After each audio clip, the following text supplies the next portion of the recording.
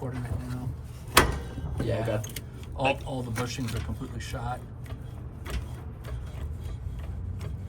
So that's exactly what I wanted to show everybody.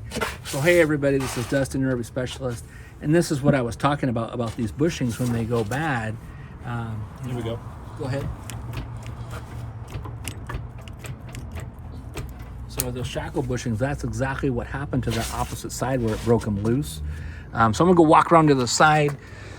Sorry we cut the video funny. Jim's in the middle of removing the axle in order for us to take everything apart and take it down. We're gonna be recommending new leaf springs because the leaf springs, when it came in, were completely flat on that side. And this side wasn't too bad, but I mean, you couldn't really see.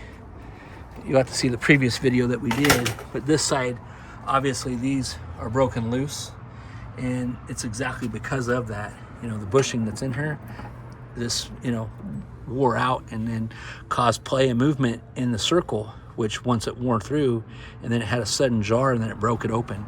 So anyways, he's gonna start pulling that apart more. I'll get out of your hair, Jim. Yes, sir. And we'll go from there, but make sure you keep up on your maintenance, folks.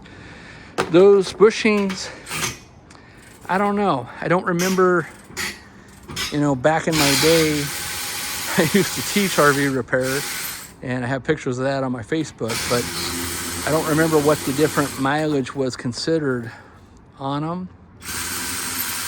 I guess the rule of thumb would be, you know, when you go in to do your wheel bearing pack once a year, you know, a lot of people, some people buy them, they don't ever move them.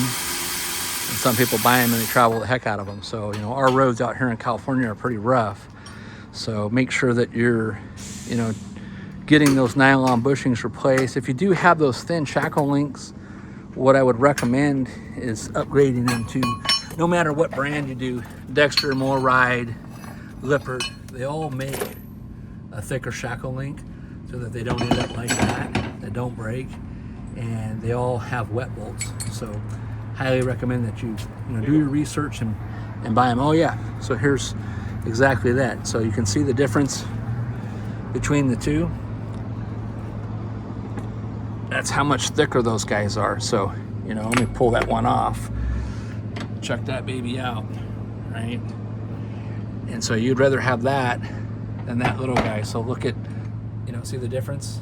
And so like I said, once the hole gets worn out here, then these bolts are pressed in place with the spline, and then it's just captured on the other side with nuts.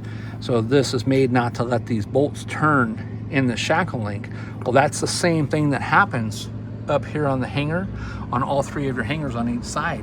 So if these bushings wear out, which they are, you take a risk of now having that hole opened up. And if it is, there's no repairing that. I mean, you're gonna have to cut that off and re-weld new hangers on. And so that can get quite expensive. So make sure that you're not kidding yourself and make sure that you're doing your maintenance on them, because if not, it's going to cost you a lot more when you go to a repair shop. Or if they're not telling you and you're just throwing the bolts in and letting it go, well, then you can suspect a broken bolt, or the same thing can happen. Those can crack or fall off or yank off because now it's putting more torque on them and yanking them loose. So, all right, well, stay tuned for more. There's guys that are walking up and talking behind me.